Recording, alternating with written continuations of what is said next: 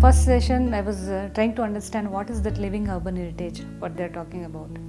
The notion of heritage is very much limited to big monuments or temples, but the definition of heritage has really extended beyond monuments. Now we really associate heritage with vernacular housing, with historic settlements, with cultural landscapes, and also with traditional skills and the livelihoods of people.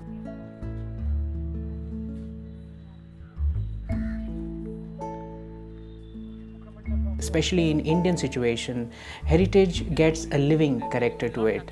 That is, we no longer separate past from present. Rather, while we look at it as a continuity of traditions, as continuity of skills, as continuity of beliefs and practices. If I am lighting a house lamp every morning and it is a routine in my life, by chance if it is, I will just get up in the morning, do the morning ritual things, and then I just light the lamp and then leave for my work for the day.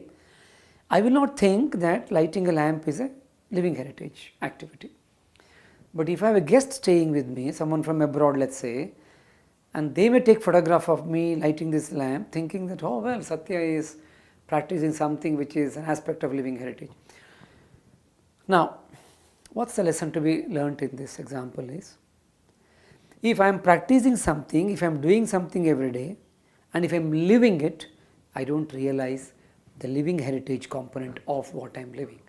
I got to be outside it to understand what is living heritage. But if I am outside, I will never understand it fully because I am not inside. So there is this very interesting relationship between, if there is an aspect of heritage, are we living it and observing it? Is someone else living it and I am observing it and studying it? So how do you look at all this? And that is the theme of this course that we do at IIHS, where we try to understand what is this living heritage in our cities, how do we understand that living heritage, and then what are the tools and methods that we require in order to protect that, and also to see how we can integrate that in urban development process.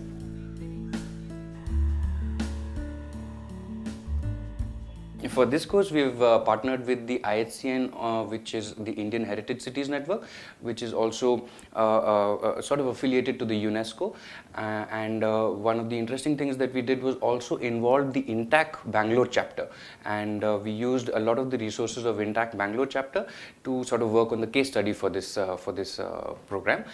Within the second day of the course, we took these participants to the case study site that we had chosen and showed that this particular area did not actually fall into that any of the protected kind of regime. So we broke that frame quite early in the course, and we asked participants to think about how this place is connected to the local community, which actually still stays and is deeply sort of rooted in the same heritage sort of area. We had an interaction with the community people. The local community people was very interesting.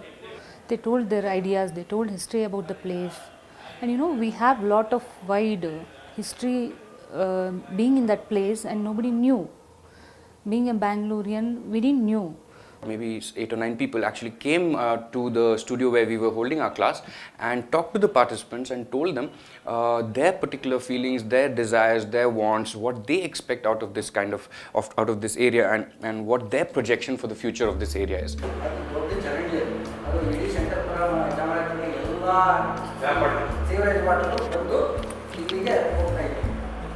So perhaps just to clean and ಬಿಡ್ತಾ.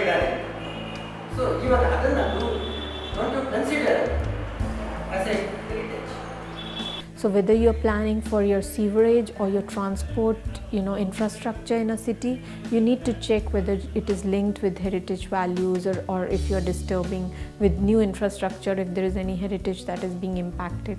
So it's not only that you're studying heritage and what is important, you're also ensuring that any other project, big infrastructure project, should not impact any heritage. And the end of it, the participants were expected to combine these ideas from the community, from these various aspects and the legislative frameworks which were in play, and combine it into an integrated sort of a solution. The participants came up with the incredible amount of work for a short period of time that they had to work, but yeah, it was very impressive at the end of it.